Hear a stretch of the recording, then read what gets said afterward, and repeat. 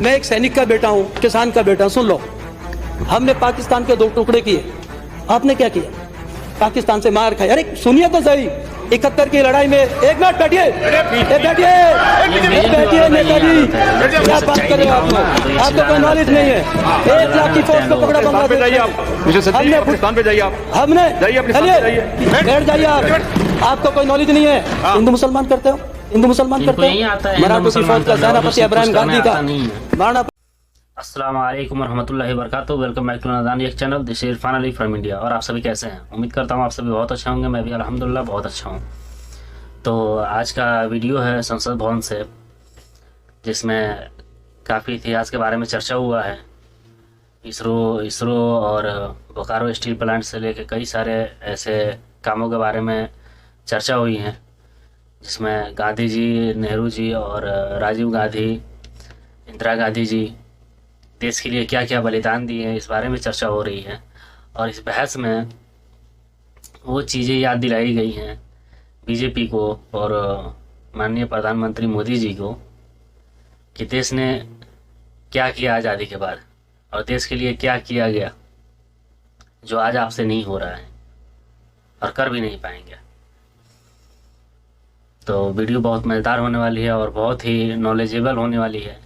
Video को आखिर तक देखें और फिर इस बारे में चर्चा किया जाएगा। तो ज़्यादा देर ना करते हुए सबसे पहले हम लोग वीडियो को देखते हैं। और वीडियो देखने से पहले चैनल पर अगर आप नए हैं तो चैनल को सब्सक्राइब कर दें और बेल आइकन पर क्लिक कर दें, ताकि अगली वीडियो जब भी आए नोटिफिकेशन सबसे पहले आपको जाए। और वीडियो को ज़रूर लाइक करें। तो चलिए एक बार वीडियो को देखते हैं। मैं एक सैनिक का बेटा हूँ, किसान का बेटा। सुन लो, हमने पाकिस्तान के 2 टुकड़े किए, आपने क्या किया? पाकिस्तान से मार खाई। अरे सुनिए तो सही, 71 की लड़ाई में, एक मिनट बैठिए, बैठिए नेताजी, क्या बात कर रहे हो आप लोग? आपको कोई नॉलेज नहीं है। 1 लाख की फौज को पकड़ा बांग्लादेश, हमने बैठ जाइए आप, आपको कोई नॉलेज नहीं है। हिंदू मुसलमान करते हो, हिंदू मुसलमान करते हो। मराठों की फौज का सेनापति इब्राहिम गांधी का, महाराणा प्रताप की फौज का सेनापति कौन था? हकीम खान सूर एक मुसलमान था, और अकबर की फौज का सेनापति एक हिंदू था। अगर इतिहास के पीछे जाओगे तो देश के टुकड़े कर लोगे। आपके लिए बोल रहा हूँ कि हिंदू मुसलमान मत करो। हम सब पहले क्या आते हो समझ लो, किताबें पढ़ लो। हरित क्रांति लाके आज इतना अनाज हम पैदा करते हैं हिंदुस्तान के अंदर, वो देन इंदिरा गांधी की है। कार्डो की स्थापना नेहरू ने की, पोखरण का बम विस्फोट इंदिरा गांधी ने किया, 7th फ्लीट को वापस अमेरिका का इंदिरा गांधी ने भेजा। हमने बोकारो जैसे स्टील प्लांट खोले जहाँ 40,000 लोग नौकरी करते हैं। आपके पास कोई विकास की कोई परिकल्पना नहीं। सिर्फ आपका काम है विरोध करना, सिर्फ आपका काम है देश को बांटना, सिर्फ आपका काम है देश को तोड़ना और भाई को भाई से लड़ाना। सही बात बोलेंगे। हम सब हिंदुस्तानी हैं, हम सब भारतीय हैं, हम भारत के लोग हैं। हजारों नहीं है, 536 ईसा पूर्व भारत पर फारस के राजा दारा फर्स्ट ने आक्रमण किया था। सिंध तक बढ़ पाए थे और हिंदुस्तान की जनता ने मुकाबला करके दारा शिकोह को वापस दारा फर्स्ट को वापस जाना पड़ा था। उसके बाद भारत पर सिकंदर का आक्रमण हुआ। एकजुट हिंदुस्तान लड़ा। कुछ हमारे अंदर जयचंद भी थे, कुछ आंबी जैसे नरेश भी थे, लेकिन पोरुष जैसे मान सम्राट ने उनका मुकाबला किया। एक झेलम एक छोटा राज्य था पंजाब में। खोखरों से युद्ध करते हुए जब सिकंदर झेलम तक बढ़ा तो बूढ़े पोरुष ने उनका मुकाबला किया और हार हुई। लेकिन भारत के महान सम्राट पोरुष ने एक सम्मानित जिंदगी जीते हुए सिकंदर से कहा जो एक राजा का एक सम्मान होता है, उसी तरीके से मेरे साथ बिहेव किया जाए। और सिकंदर को इतनी क्षति पहुंचाई कि सिकंदर सिंध के रास्ते हुए भागते हुए बेबीलोन जाकर उनका वहाँ पर स्वर्गवास हो गया। तो हिंदुस्तान कभी कमज़ोर नहीं रहा। विदेशी आक्रमणकारियों के बाद, यूनानियों के बाद भारत पर शकों के आक्रमण हुए, यूचीज के कुषाणों के आक्रमण हुए, हूणों के आक्रमण हुए, पर्थियन के आक्रमण हुए, मंगोलों के आक्रमण हुए, तुर्कों के आक्रमण हुए। भारत ने हमेशा उनका मुकाबला किया। पूरा भारत एक साथ लड़ा, टुकड़ों में लड़ा, लेकिन हमने हर एक का मुकाबला किया।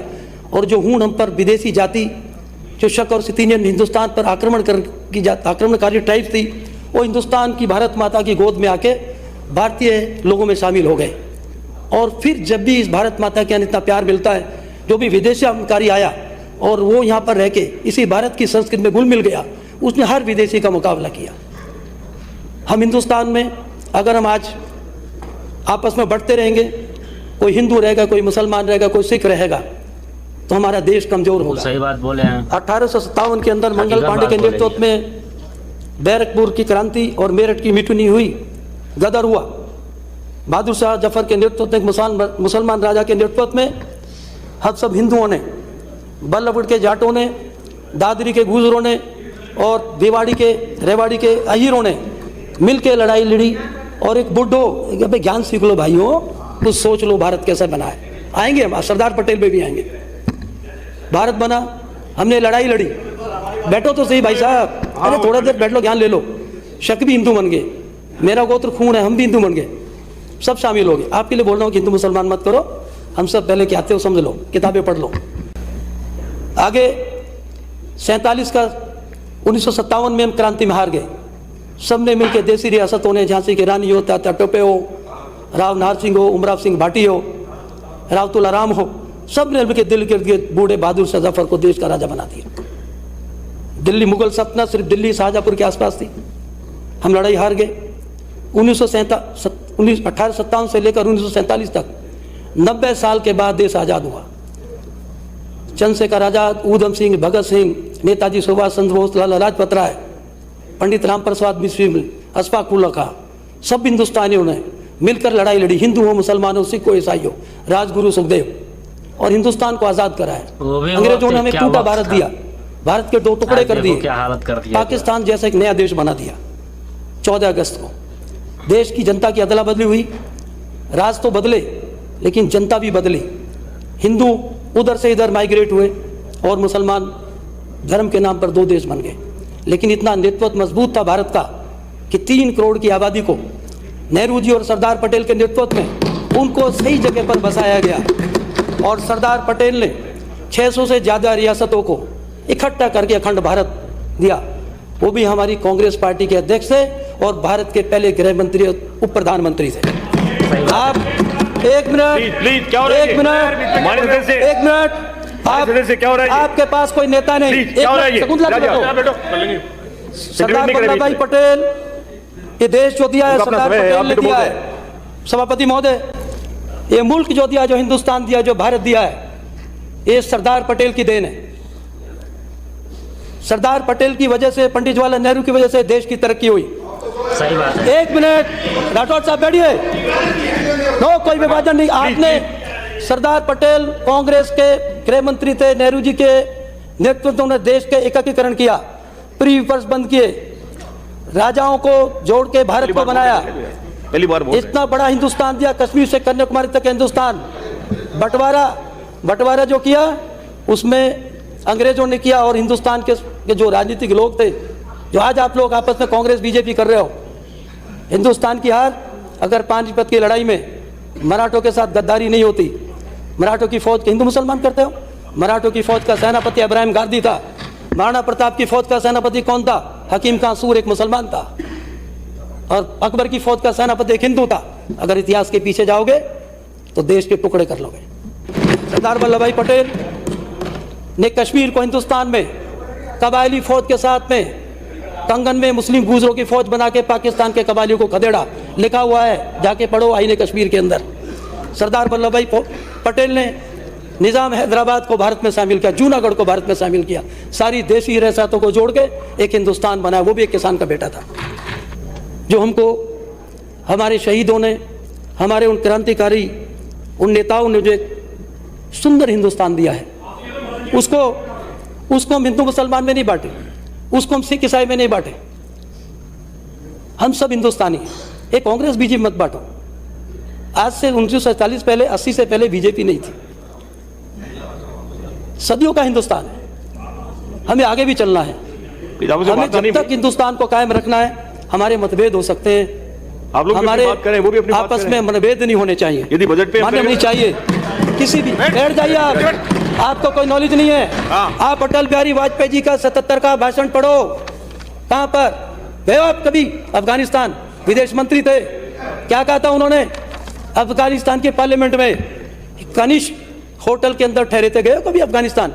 गए हो क्या? जाएंगे भी नहीं। जाना, एक मिनट जाना। अरे अब छोड़िए, आपके मोदी भी जाके आए, पाकिस्तान भी, अफगानिस्तान भी, हम भी जाएंगे, आप भी जाओगे, छोड़िए। बातें मत करिए। क्या बोला अटल बिहारी वाजपेयी जी ने, मैं उनकी तारीफ कर रहा हूँ, सुनिए तो सही। आप उस पार्टी के मेंबर हो, उन्होंने कहा था कि कनिष्क होटल, कनिष्क तो भारत का राजा था, तो क्या कनिष्क, तो अटल जी ने स्पीच दी थी कि भाई कनिष्क तो हमारा पुरखा था। उसकी अटल जी की स्पीच निकाल, स्वर्गीय महान नेता थे अटल बिहारी वाजपेयी जी।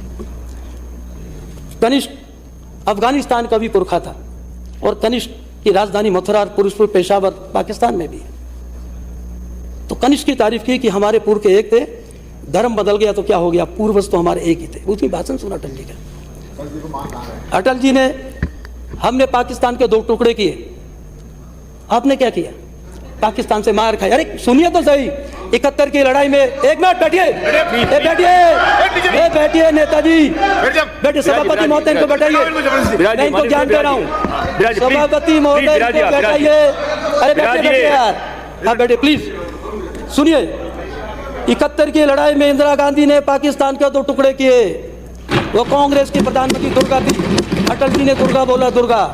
हमने बांग्लादेश जैसा नया देश बनाया, और समय तय कर दें, विधानसभा में कोई काम नहीं है, जोड़ी जगह भाषण इंदिरा जी ने समय तय कर दें, आज तो आपने क्या बनाया, हमने बांग्लादेश जैसा देश बनाया, हमने पाकिस्तान के 2 टुकड़े किए, पाकिस्तान की 1 लाख फौज को पकड़ा, नियाजी को, जनरल अरोड़ा ने। क्या बात कर रहे हो आप लोग, आपको कोई नॉलेज नहीं है। 1 लाख की फौज को पकड़ा बांग्लादेश में।